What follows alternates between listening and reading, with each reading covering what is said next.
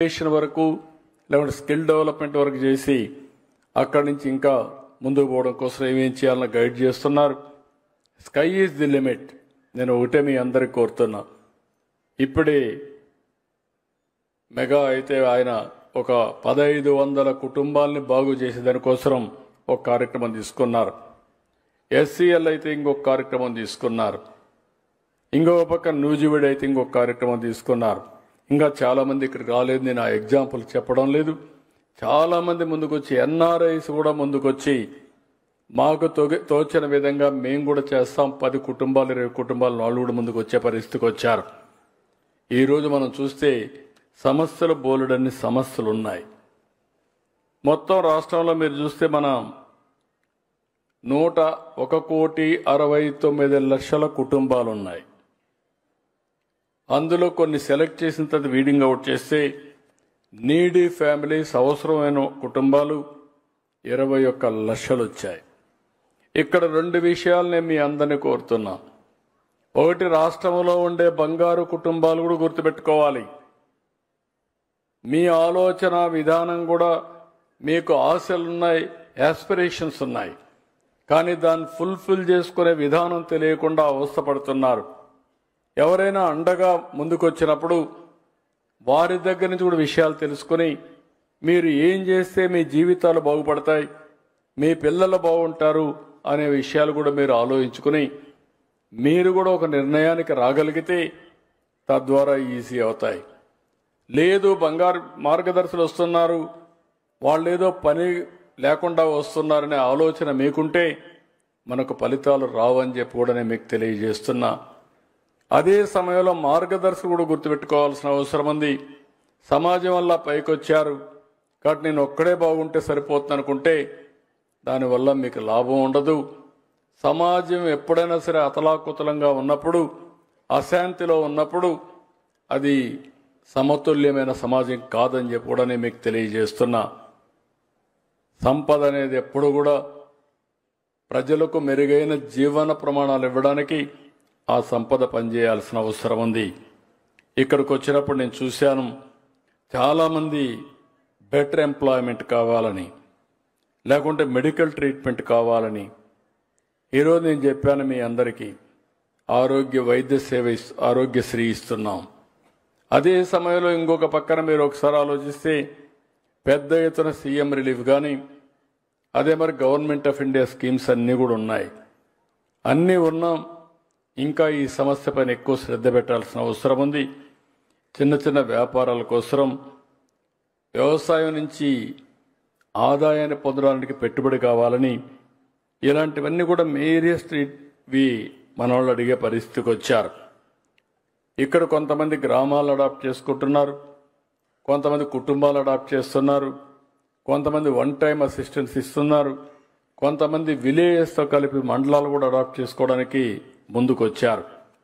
నేను ఈరోజు వాళ్ళందరినీ మనస్ఫూర్తిగా అభినందిస్తున్నాను. ఈరోజు మీరు చూస్తే 30వ తారీఖున ఈ కార్యక్రమం ఉగాది రోజున ప్రారంభించాం. ఏప్రిల్ జూన్న దీనికి ఏ విధంగా గవర్నమెంట్ అనేది ఒక ఫెసిలిటేటర్, దీన్ని మేము ప్రమోట్ చేస్తున్నాం. గవర్నమెంట్ ఎప్పుడు కూడా ఫెసిలిటేట్ చేస్తున్నాయి. దీనిపైన నేను ఫస్ట్ టైం అందరితో ఒక మీటింగ్ పెట్టి వాళ్ళ ఆలోచనలు తీసుకున్నాను 18 జూలైన. అదే మేరగా 27 జూలై అయితే నేను చాలామంది డయాస్పోరా ఎన్ఆర్ఐస్ అందరితో మాట్లాడాం. 7న ఆగస్టు మీరు చూస్తే సింగపూర్లో కూడా ఈ విషయాన్ని చెప్పాను.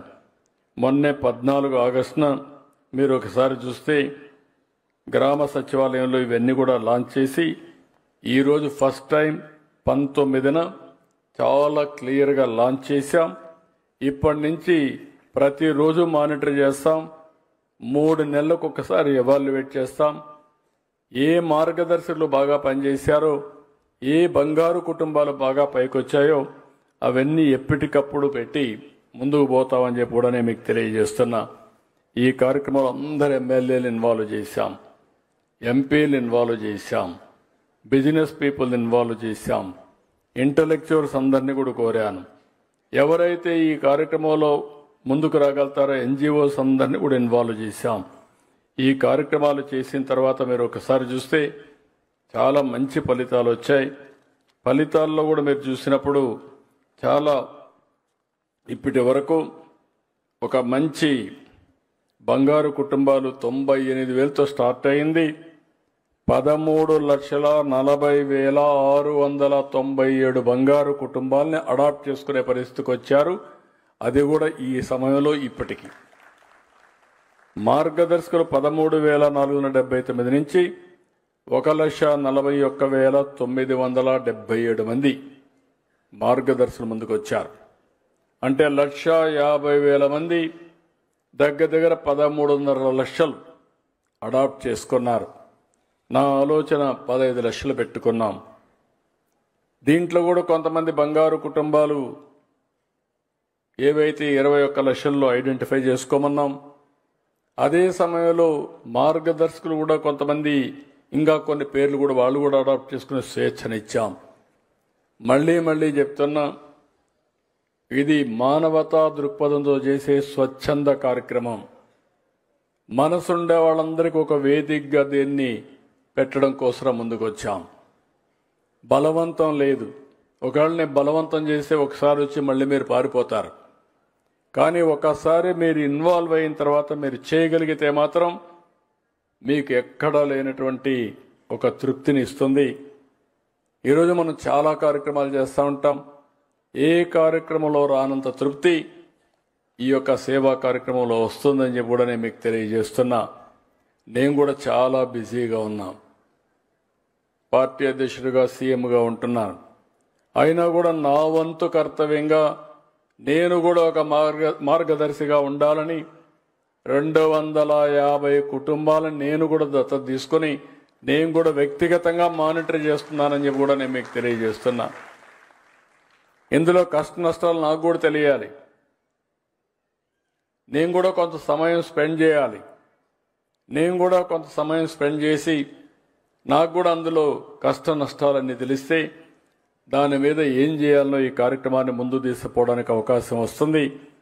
మళ్ళీ మిమ్మల్ని అందరినీ కోరుతున్నా, ఒక చరిత్రకు శ్రీకారం చుట్టాం. రాబోయే రోజుల్లో ప్రభుత్వ విధానాలు ఏ పాలసీ తీసుకున్నా ఒకటే గుర్తుపెట్టుకోండి, పేదవాళ్లకు అనుకూలమైన నిర్ణయాలే ఉంటాయి. అదే సమయంలో సంపద సృష్టించాలి. సంపద సృష్టించాలంటే ఆదాయం పెరగాలి. ఆదాయం పెరిగితే గవర్నమెంట్కి వెసులుబాటు వస్తుంది. మళ్ళీ పేదవాళ్ళకి ఇప్పుడు 4,000 రూపాయలు పింఛన్ ఇస్తున్నామంటే చాలామంది ఆశ్చర్యపోతున్నారు. మనలో సగం కూడా ఇవ్వడం లేదు కొన్ని రాష్ట్రాలు.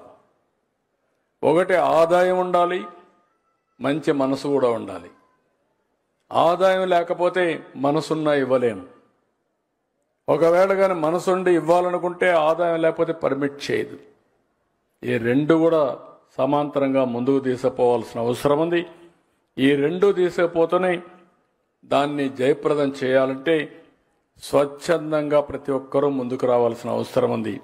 నా బాధ్యత నేను చేస్తాను. నేను ఎక్కడ మీటింగ్ పోయినా నా మీటింగులో కంపల్సరిగా ఒక 2-3 బంగారు కుటుంబాలు, ఒక 2-3 మార్గదర్శకులు పెట్టుకొని మాట్లాడిస్తున్నా. ఎందుకు మాట్లాడిస్తున్నానంటే మీలో ఒక చైతన్యం తేవడానికి, ఇంకొక పక్క మీకు ఒక స్ఫూర్తినివ్వడానికి, ఇంకొక పక్క ఒక మంచిని గుర్తిస్తున్నారు అని అనుకుంటే 10 మంది మంచి చేయడానికి ముందుకు వస్తారనే ఉద్దేశంతోనే ఇవన్నీ చేస్తున్నాం. దయచేసి మార్గదర్శకులు అందరినీ కోరుతున్నా, ఇది ఇంపాసిబుల్ జాబ్ కాదు. ఇది